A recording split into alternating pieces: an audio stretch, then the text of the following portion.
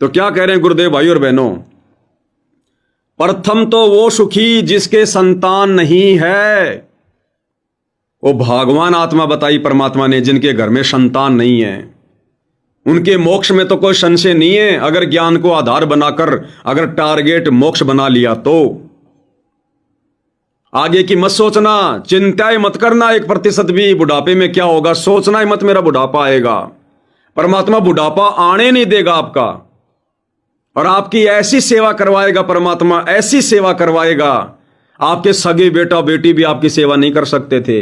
यह सतगुरु का वचन है। क्योंकि सतगुरु क्या कह रहे हैं, प्रथम वो सुखी जिसके संतान नहीं। मालिक ने उसको सुखी बताया, तो बताओ फिर दुख कैसे आ जाएगा उसके ऊपर? उसके ऊपर दुख आ कैसे जाएगा? संभालने वाला तो सतगुरु है ना। सोचल छिद्र मैं करूं अपने जन के काज, ना जाने क्या क्या सेवा करवा देगा परमात्मा, किससे करवा देगा। और दूसरे नंबर पर कौन सुखी? जिसके लड़का नहीं है, जिसके घर में लड़का नहीं है। परमात्मा ने उन भक्तों को दूसरे नंबर पर सुखी बताया कि लड़का नहीं है तो शादी नहीं होगी, शादी नहीं होगी तो बच्चे नहीं होंगे, बच्चे नहीं होंगे तो नए नए संस्कार नहीं जुड़ेंगे। और यदि लड़की है तो लड़की को पराया कर दो। और यदि लड़की शादी नहीं करना चाहती है, लड़की भक्ति करना चाहती है, तो भाई वो तो परम सुखी, वो परम सुखी। जिसके लड़का नहीं है, लड़की है, या लड़का भी है लड़की भी है, और लड़का लड़की दोनों शादी नहीं करना चाहते हैं, तो वो भगत तो दुनिया का सबसे नसीब वाला भगत है। ऐसी आत्माएं तो परमात्मा बिरलों को देता, बिरलों को, जो माता पिता के साथ में रहेंगे, अपनी आत्मा का भी कल्याण करवाएंगे, अपने माता पिता का भी सहारा बनेंगे। उस घर में तो रोजाना साथ संगति होगी, रोजाना। लड़का लड़की या अकेला लड़का या अकेली लड़की जो शादी नहीं करवाना चाहती है, माता पिता के साथ में रहना चाहते हैं, तो वो घर तो स्वर्ग समान है, स्वर्ग समान। वहां तो परमात्मा स्थायी रूप से विराजमान हो जाते हैं, स्थायी रूप से। फिर माता पिता को भी चाहिए, माता पिता को भी चाहिए कि जो बेटा या बेटी शादी नहीं करवाना चाहते हैं उनको दबाव ना दे, किसी भी प्रकार से उनको फोर्स ना करे। अगर कोई आत्मा अपना कल्याण करवाना चाहती है तो माता पिता ने बिल्कुल भी बीच में टांग नहीं अड़ानी चाहिए, नहीं तो वो परमात्मा का महादोषी बनेगा, महादोषी। अरे ऐसी आत्मा तो किसी बिरले को मिलती है जो ये कहे कि पिताजी माताजी मैंने रमणी नहीं करनी, मैंने शादी नहीं करनी, मैंने तो आत्मा का कल्याण करवाना है। वो घर तो स्वर्ग समान है, स्वर्ग। यही सतलोक बना दिया परमात्मा ने, यही सतलोक। ऐसे लोगों को महान आत्माओं का दर्जा दिया जाएगा आने वाले समय में, महान आत्माओं का। क्या कह रहे हैं गुरुदेव, एक एक पॉइंट को ध्यान से सुनना। प्रथम तो वो है जिसका कति संतान नहीं, वो भगवान। दूसरा वो है जिसका बेटा ना हो, बेटियां की करके शादी वृद्धावस्था में अपना लेकर मारा जाता है। और बेटी वहां बैठी भी माँ बाप की चिंता करेंगी और कोई न कोई सुविधा उनको देती रहेगी। और बेटा छाती पर रह के भी खून भूखे जाएंगे, कति साफ दिखाई दे रहे, इसमें कोई मानो तो ना मान। तो क्लियर कर दिया गुरुदेव भगवान ने, क्लियर। अब भाई और बहनों, एक सत्संग में गुरुदेव ने क्या बताया, राबिया का जिक्र किया गुरुदेव ने, राबिया का। जब राबिया को परमात्मा मिले जिंदा बाबा के रूप में, जब वो बकरियां चरा रही थी, परमात्मा ने ज्ञान समझाया, क्योंकि पूर्व जन्म की अच्छी आत्मा थी। राबिया के बाद दिमाग में बैठ गई, जैसे मीरा के बैठ गई थी बचपन में। राबिया ने माता पिता से कह दिया कि माता पिता मैंने शादी नहीं करवानी, मैं निकाह नहीं करवाऊंगी, मैंने तो अपनी आत्मा का कल्याण करवाना है। लेकिन उस समय भाई और बहनों ये तत्व ज्ञान नहीं था, ये मोक्ष का प्राइम टाइम नहीं था, कलयुग की पिछली पीढ़ी का समय नहीं था। तो राबिया के माता पिता समाज की लोक लाज में आकर चिंतित हो गए, और आना स्वाभाविक ही था क्योंकि उस समय यह ज्ञान नहीं था। लेकिन राबिया दृढ़ रही कि मैं नहीं करवाऊंगी, अंत में जब माता पिता ने यह कह दिया कि अगर तू शादी नहीं करवाएगी तो हम दोनों आत्महत्या करेंगे, तो राबिया थोड़ी डर गई कि यह पाप मेरे को लगेगा। तो राबिया ने शादी करने की हां कर दी, लेकिन मन में धारणा क्या कि मैं बच्चे पैदा नहीं करूंगी, मैं शारीरिक संबंध नहीं बनाऊंगी, चाहे मुझे अपनी जान क्यों ना देनी पड़ जाए। उसने दृढ़ विश्वास कर लिया। निकाह हो गया। निकाह होने के बाद राबिया ने अपने पति से साफ साफ कह दिया कि मैं संतान उत्पन्न नहीं करूंगी, मैं ये बकवाद नहीं करूंगी, और यदि आप मेरे साथ में जबरदस्ती करोगे तो मैं आत्महत्या कर लूंगी, मुझे अपनी आत्मा का कल्याण करवाना है। यह कथा क्यों सुनाई हमें गुरुदेव ने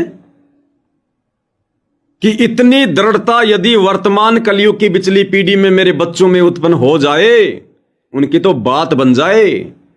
और भाई और बहनों, वो परमात्मा ऐसी आत्माओं के ऐसे दृढ़ विश्वास को देखकर परमात्मा का दिल गार्डन गार्डन हो जाता है। गार्डन गार्डन, वो तो अंतर्यामी है, सबको देख रहा है। किसने कितना ज्ञान समझा, कौन कितना संघर्ष कर रहा है, किसको अपने आत्म कल्याण की चिंता है, किसको लोक लाज और समाज की चिंता है। तो राबिया के दृढ़ विश्वास को देखकर उसके पति ने हार माननी पड़ी। उसने दूसरी शादी करवा ली और आजीवन राबिया के साथ भाई बहन के रिश्ते में रहा।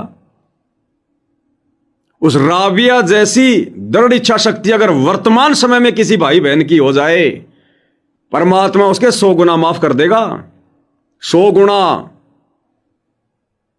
अरे जो आत्मा इतना बड़ा बलिदान कर सकती है, इतना बड़ा सेक्रिफाई कर सकती है, परमात्मा क्या नहीं कर दे उस आत्मा के लिए। ये छोटा सा सत्संग सुना रहा हूं आपको। ये शिक्षा है उन माता पिता को जो भगत हैं, और यदि उनके बच्चे शादी नहीं करना चाहते हैं, रमेणी नहीं करना चाहते हैं, आत्मा का कल्याण करवाना चाहते हैं, तो ये सत्संग उन माता पिता के लिए शिक्षा है, गुरु का आदेश है। उन माता पिता ने बच्चों के बीच में नहीं आना चाहिए, बच्चों पे दबाव नहीं डालना चाहिए रमेणी के लिए, बकवाद के लिए। अन्यथा वो माता पिता भक्ति करते करते भी लक 84 में जाएंगे, सतगुरु के दोषी बनेंगे, जो आत्मा के मोक्ष मार्ग में बाधक बनकर खड़े हो रहे हैं। तो राबिया की कथा का जिक्र करते हुए फिर गुरुदेव ने क्या बताया कि यदि किसी के बच्चे या कोई बहन बेटी अगर अपनी आत्मा का कल्याण करवाना चाहती है, शादी नहीं करना चाहती है, तो माता पिता ने बाधा उत्पन्न नहीं करनी चाहिए। उस बेटी को, उस बहन को अपनी आत्मा का कल्याण करवा लेना चाहिए। क्या कह रहे हैं गुरुदेव, ध्यान से सुनना जी। आप अपनी बेटी को उपदेश दे दो। परमात्मा ने कहा बेटा मांस नहीं खाएगी, बिला जी को ने कहा जी कतई नहीं खाऊंगी, यह मेरी गारंटी, मतलब पक्का प्रण करूंगी, मैं प्रतिज्ञा करती हूँ। और जो साधना हम बताते हैं ऐसे आप करना, ठीक है। अब उस लड़की का 4 वर्ष के बाद विवाह होना था। 16 साल के 17 साल की उम्र में उसकी शादी, विवाह का समय आया, उसने विवाह से मना कर दिया, क्योंकि वह इतनी रंगी हुई थी रंग में, पिछले संस्कार इतने प्रबल थे उस बेटी के। उसने अपने परिवार वालों को शादी के लिए मना कर दिया। अब माता पिता को चिंता हुई, बहुत चिंतित हो गए, खाना भी छूट गया, रोते रहने लगे। बेटी, हम जवान बेटी को नहीं रख सकते, समाज हमें क्या कहेगा, हम मर जाएंगे, तेरा यहाँ कौन वारिस होगा, ये है वो है।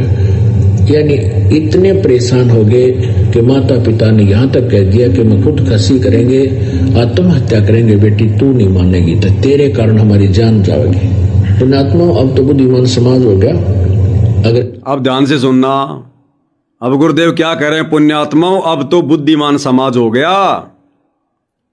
इस तत्व ज्ञान को सुनकर तो अब गुरुदेव भगवान उन माता पिता को शिक्षा दे रहे हैं, सलाह दे रहे हैं, आदेश दे रहे हैं कि यदि अब कोई बहन बेटी अपनी आत्मा का कल्याण करवाना चाहती है, शादी नहीं करवाना चाहती है, तो माता पिता ने बाधा उत्पन्न नहीं करनी चाहिए। यह गुरु जी का आदेश हो गया उन माता पिता के लिए।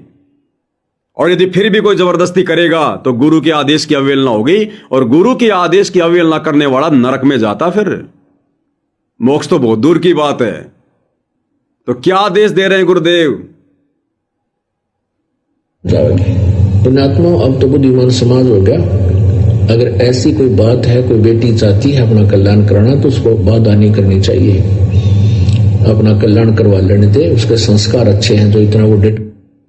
गुरुदेव कह रहे हैं उस बहन बेटी के संस्कार बहुत अच्छे हैं जो इतना बड़ा सेक्रीफाई कर रही है।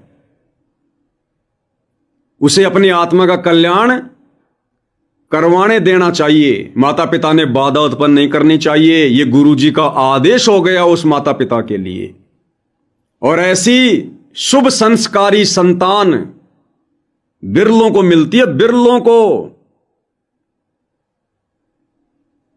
उस घर में जब वो निर्विकार हंस आत्मा भक्ति करेगी तो माता पिता को भी उस एवज में लाभ मिलेगा। परमात्मा उस माता पिता को भी सराहेंगे जो बेटी के आत्म कल्याण में बाधक नहीं बन रहे।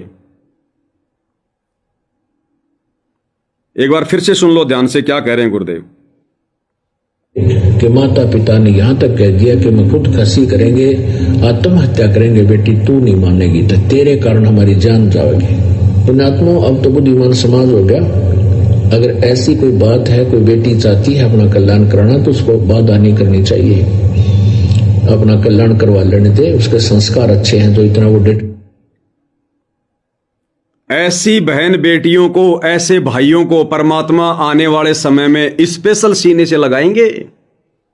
हो सकता है परमात्मा उन निर्विकार हंस आत्माओं को अपने पास में रख ले और उस बेटा बेटी के बहाने उनके माता पिता को भी बारंबार सतगुरु के दर्शन में हो जाएं। नहीं तो आने वाले समय में साल साल भर में 6-6 महीने में सतगुरु रामपाल जी के दर्शन, उनका आशीर्वाद दुर्लभ हो जाएगा। 6-6 महीने में नंबर आएगा दर्शन करने का। और यदि किसी के घर में ऐसे बेटा बेटी हैं जो रमेणी नहीं करना चाहते, संस्कार नहीं बढ़ाना चाहते, आत्म कल्याण चाहते हैं, उनको परमात्मा स्पेशल सेवा देंगे, अपने सीने से लगाएंगे ऐसी निर्विकार हंस आत्माओं को।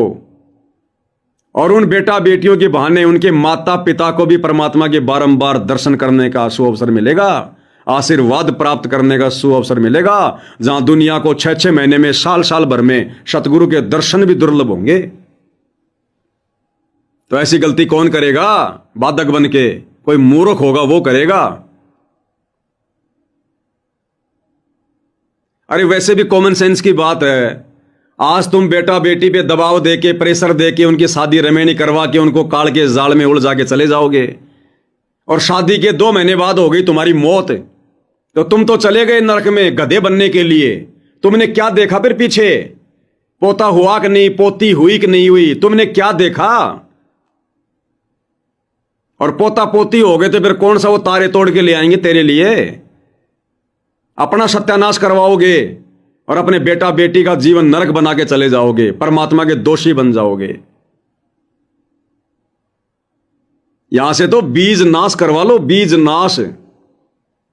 पूरे के पूरे परिवार को परमात्मा सतलोक में बैठा देगा, पूरे के पूरे परिवार को, जिसने यहां पर अपना बीज नाश करवा लिया हो। आगे जिसका कोई वंश ही ना चले, पूरे के पूरे परिवार को परमात्मा सतलोक में बैठा देगा। आगे क्या कह रहे हैं परमात्मा? इतना सारा सब कुछ समझा के परमात्मा कह रहे हैं कि इतना ज्ञान देने के बाद भी हमारी बुद्धि आगे नहीं सरकती। इस काल ने हमारे को गधा बना रखा, गधा। जितना ज्यादा बोझ गधे के ऊपर डाला जाए, गधा उतना ही सीधा चलता है। तो ये बेटा बेटी का, पोते पोती का, ये जितना ज्यादा ऋण बोझ काल हमारे ऊपर डाल के रखता ना, उसमें तो हम खुश रहते हैं। और यदि परमात्मा हल्का कर दे, बेटा ना दे, बेटी ना दे, पोता ना दे, पोती ना दे, उसमें हमें बड़ा दुख होता है, बड़ी परेशानी होती है हमें। अरे भगवान तो हमारे संस्कार घटाना चाहता है और हम बढ़ाकर राजी हैं। इसका मतलब अभी हमें ज्ञान नहीं है। क्या कह रहे हैं गुरुदेव? लेकिन बेटे भी हैं, ठीक है, और वो भी भक्ति करो, आप भी करो। कुछ दिन में उनको समझ आ जाएगी, पुत्र वो 2 मिनट भगवान से डरने वाली हो जाएंगी, माँ बाप का ध्यान रखिए। वैसे कोई विकल्प नहीं इसका, लेकिन इस दुख को हम अच्छा मानते हैं। तो लेकिन इस दुख को हम अच्छा मानते हैं। कौन सा दुख? बेटा हो जा, बेटी हो जा, पोता हो जा, पोती हो जाए। शब्दों पे ध्यान देना, क्या कह रहे हैं गुरुदेव? ये बेटा बेटी पोता पोती होना परमात्मा इसको दुख की संज्ञा दे रहे, दुख की। अब बताओ कौन मूर्ख होगा जो दुख जबरदस्ती मोल लेगा? गुरुदेव कह रहे दुख, लेकिन इस दुख को हम अच्छा मानते हैं। कौन सा दुख? बेटा हो जा, बेटी हो जा, पोता हो जा, पोती हो जा।